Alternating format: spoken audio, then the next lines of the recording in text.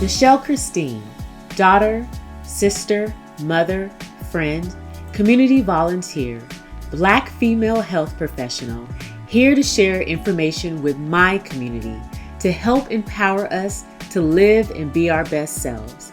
Let's decide together how to live a life filled with making healthy choices for our mind, body, and spirit.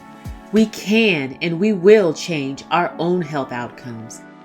Here we go. Let's get into Black Facts.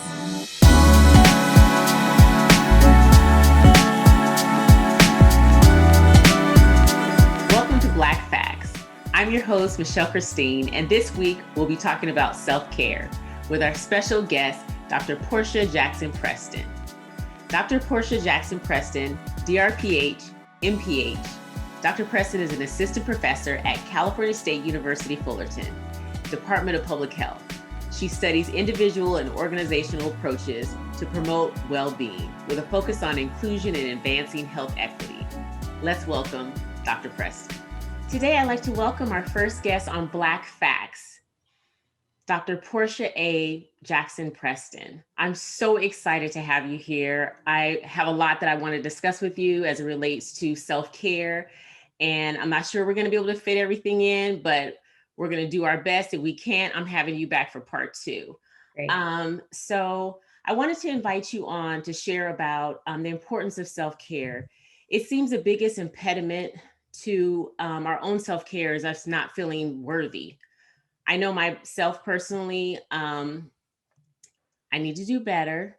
Oftentimes, we're told by family and society that, if we're taking care of ourselves, we're somehow being selfish. And I'd like for you to kind of help us unpack that. Let's talk about how we can do better about taking better care of ourselves so we can take care of our loved ones. So my first question is, what is self-care? So first of all, it's such an honor to be here on your show. Thank you for having me as a guest. And I just want to say that self-care is anything that you do individually to promote or protect your well-being. So it could mean multiple aspects. It could be the relationships in your life, nurturing those relationships, taking care of your emotional health, psychological, physical, professional self-care, your spiritual health. So it's really up to the individual to define what is at the core of their well-being, but really it's an intentional and mindful practice of caring for oneself. Okay.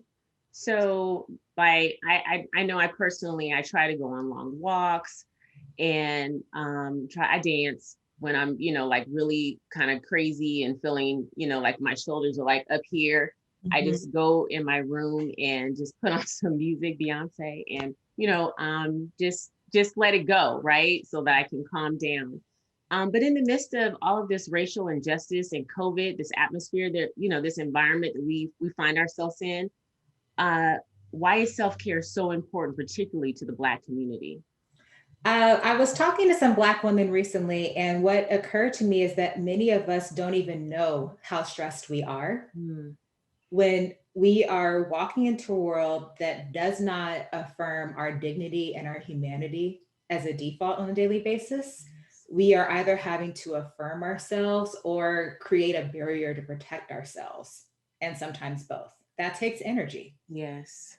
The vigilance and awareness that we always have of the person I'm interacting with may not value my life. How do I need to operate? How do I protect my child? That is stress. And holding that stress, it accumulates and it can really hurt us. And so I think of self-care as a practice that we can take in our daily lives to help us really release some of that tension and more effectively manage our stress. We have a lot of default ways that we cope with stress that are acceptable in our community, such as comfort eating. And I'm not coming after soul food. I still love my mother's macaroni and cheese, but when that is my daily way of pushing emotions down and dealing with unpleasant circumstances, I know that there's going to be a long-term cost to that. So self-care is really about being proactive and privileging and protecting yourself and dignifying yourself, saying that you have worth in this world and you have something worthy of protecting. Well, you just hit on something. You said you weren't going to go there. You weren't going to talk about our soul food, but that's kind of, I feel like, a communal way that we indulge in self-care. And it's probably not necessarily the best way, but let's talk about that a little bit more. So, how do I know in the moment? Because like you said, we're faced with macroaggressions daily. People are not affirming who we are as individuals. We're in positions where we feel like we're always proving ourselves. How do we acknowledge that in the moment and kind of, bring it down? So there's a few things you said that I want to address. The first thing is, yes, we might think of comfort eating as self-care because it's something that we're doing for ourselves, but I want to define self-care by what are the long-term, short and long-term effects for us. So it might make me feel really great to go out and buy something that I can't afford, but when I get the bill, it's not going to feel so good anymore. So same thing with these practices that we're doing. Is it really an act of care, or am I trying to cover up something that I don't want to deal with? Right. Thank you for tuning into Black Facts. Together we can and we will improve our own health outcomes and that of our community for future generations. If you have any questions or suggestions on show topics for Black Facts, please be sure to email us at blackphacts@gmail.com. Don't forget to subscribe to Black Voice News YouTube channel for more great content. Join me on the next episode for another engaging conversation and know the facts. Black facts, talking about black facts. Black facts, talking about black facts. If there's a problem, we can solve them if we just